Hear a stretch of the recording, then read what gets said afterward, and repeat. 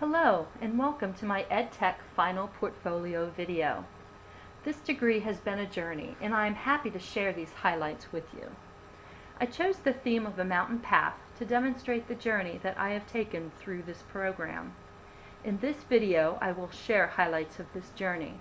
I will discuss how the theory and skills I have learned in this MET program have enhanced my profession as a librarian in both educational and administrative areas. My name is Beth Transue, and I am a librarian at a small private liberal arts college. I am in a unique position of providing classroom instruction for information literacy, which complements classroom instruction of the professor, while also serving as an administrator, where I serve on committees and coordinate the materials budget for the library. I want to start this video reflection by looking back at the beginning. If this image looks familiar, it should. I deliberately chose the same Prezi theme of a mountain path for my introductory and final portfolio videos.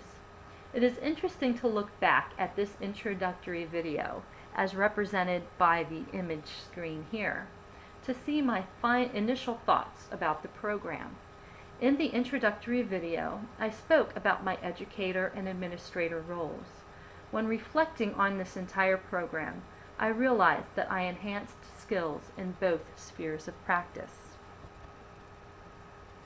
I first want to highlight 3 artifacts that clearly demonstrate how I have incorporated educational technology concepts into my work as a librarian educator.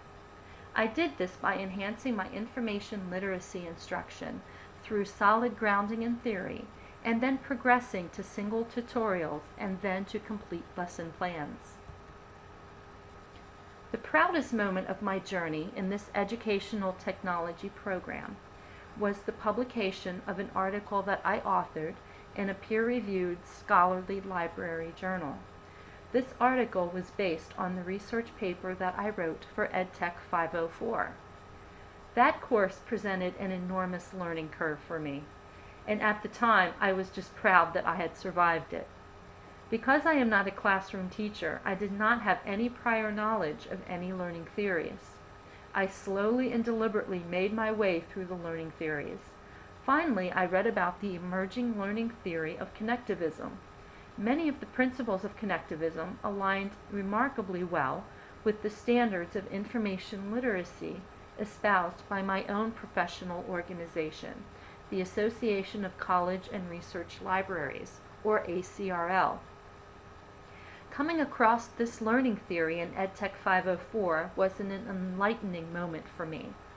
While I was familiar with the ACRL information literacy standards, I had not considered them or my instruction activity within a larger world of learning theories and resulting pedagogical strategies. As I researched and wrote the paper about the learning theory of connectivism and its relationship to information literacy, I realized that a literature gap existed connecting these two concepts, even though there are striking similarities. This journal article I subsequently wrote centered on the comparison of connectivism learning theory to ACRL information literacy standards. The article concluded with a description about how I incorporated connectivism learning theory and the networked student model into an information literacy instruction session this past spring. To the best of my knowledge, the chart that I created comparing connectivism learning theory to ACRL information literacy standards has never before been created or discussed in the educational or library science literature. Now that my information literacy instruction is solidly grounded in connectivism learning theory, I created many forms of instruction. I created an online tutorial for the engineering department at my college. It addressed a common complaint about the difficulty students experience linking from database indexes to full-text articles. This online tutorial incorporated multimedia, congruity, segmentation, and personalization principles of multimedia design within a worked example model, as described by Clark and Mayer. I have since posted this tutorial on my engineering library webpage. When engineering students run into difficulty with this specific engineering database, they can immediately watch the online video to learn what steps to take to quickly access full-text journal articles that they need for academic projects. In addition to creating single instruction tools, I also integrated learning theory into complete lesson plans. I created a lesson plan to teach first-year health science students how to evaluate health-related online information. If these students are unable to evaluate health information found online, they could cause serious injury and harm to patients in their future professional careers. Therefore, I chose to create an information literacy classroom session for health science students that utilized and seamlessly integrated multiple technologies. This lesson plan begins with a satirical YouTube video consisting of extra normal characters. An online Dilbert comic strip is then used to arouse student motivation, as theorized by Bolton and Gray. Following a brief presentation about evaluating websites, students are asked to transfer that knowledge to online health information. Students divide into small groups and discover online resources for an upcoming assignment. Students choose and evaluate a resource and determine whether it contains credible health information. Students assign a credibility score of 0 to 4 based on an evaluation rubric I provide. Students then post the website URL and their evaluation to a Padlet website, as demonstrated here of this Padlet image. The Padlet website allows students to post notes without needing to pre-register or provide any personal information. The notes are then visible to the entire class. The Padlet wall allows me as the instructor to easily facilitate classroom discussion on the topic, using student work as examples. I now use Padlet in my own information literacy instruction sessions and find that students stay much more engaged even when discussing complex topics.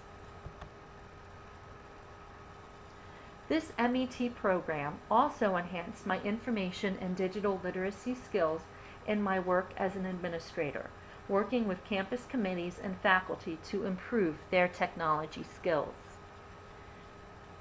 Using a maturity benchmarks evaluation, I evaluated the technological environment of my institution.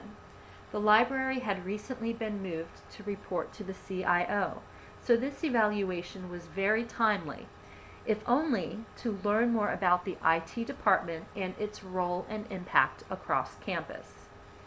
It was enlightening to work through this project and determine the various maturity levels of my institution. The institution ranged from emergent to intelligent, and I was unable to assign a single maturity rating. Rather, I felt that the institution is currently in a critical transition period, moving from island to integrated levels. It is an exciting time to be on campus and to be learning about educational technology.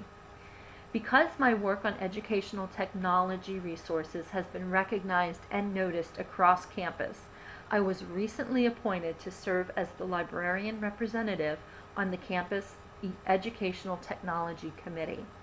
I hope to bring my enhanced understanding of educational technology, in part based on this technology maturity benchmark, to benefit the work of the committee and the greater campus community as a whole.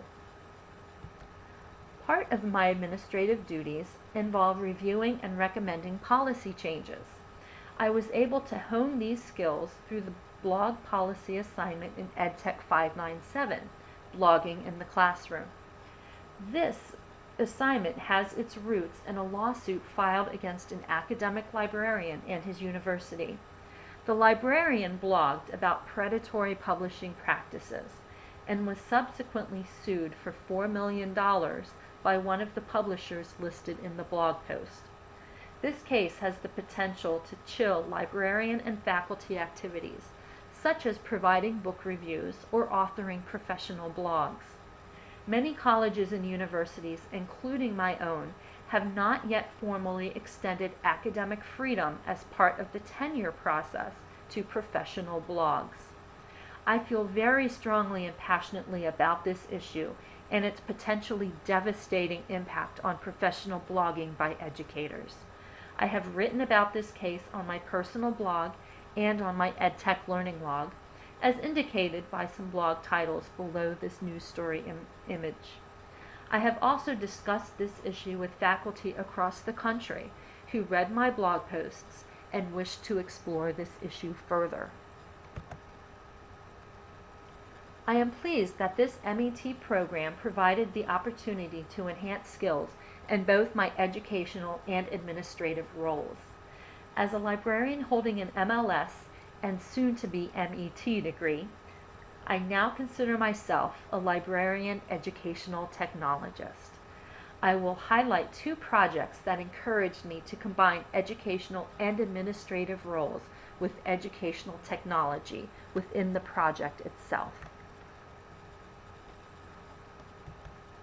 In Edtech 543, I curated an informational resource page on iPads in higher education. Successfully curating resources requires the ability to identify, search, discover, evaluate, and organize resources for a user group. This skill is eerily similar to the definition skill set for information literacy. As I read about the theory of curating resources, I was a little frustrated because I do this all the time as a librarian, and yet librarian roles as curators were rarely mentioned in the literature that we were assigned to read for class. I realized that we as librarians still have much to do to educate the public and to educate other educational technologists about the critical roles librarians play as curators. I chose to curate a page about the use of iPads in higher education. I design and curate pages for specific departments, majors, and courses. I use LibGuides as my platform. LibGuides is a highly flexible page template used by a growing number of librarians for their resource guides, including the Albertson Library here at Boise State. It utilizes CSS coding in the background, although the librarian does not need to be familiar with CSS for basic page design. The ITS department requested me to organize a webpage about iPads when they rolled out their iPads to Faculty pilot project. I was able to use some of the resources that I had curated on this iPads page in the webpage that I created for ITS. That page has been viewed more than 1,300 times in the past year by college faculty and staff. As an administrator and educator, I often work with faculty designing parts of their courses that are impacted by library resources and instruction. I compared and evaluated 2 online courses that were being conducted through my institution's new online management system, Canvas. Overall, I was pleased with the design of the 2 courses, although I did not see as many external resources as I would have hoped. One course did provide contact information for the librarian, but neither provided direct library links, which would make them more easily accessible. When working with my courses, I will request contact information and library links. This assignment was timely and applicable to my work with departments. We are migrating from Sakai to Canvas Learning Management System, and additionally, I am the librarian for our new Master of Science in Nursing program that began this past summer. Therefore, this evaluation project helped me to determine what is important in both navigation and content, which I am sharing with faculty. Ultimately, what matters most when considering what I gained from this MET program is how it impacts the faculty and students with whom I work. This quote from a faculty member came directly from the iPad workshop I designed in Edtech 503, Instructional Design. I think it shows the immediate impact the course had on my instructional design and on the enhanced relationships I am forming based on my improved skill set. I hope I have shown through this video how I have combined educational technology with librarianship. I have successfully engaged with the activities throughout this program to improve my own role as educator and administrative librarian. I am more effectively able to combine information literacy and digital literacy. This will improve instructional strategies I use with students, as well as administrative planning when serving on administrative committees such as the Campus Educational Technology Committee. As an educator, I came to understand how learning theories could impact and improve my classroom pedagogy. As an administrator, I appreciated the focus that I could use when evaluating my own institution's practices in the area of educational technology. In short, I hope to expand my combined role as librarian and educational technology expert. I wish to create a space on campus where information literacy truly does meet digital literacy. Thank you.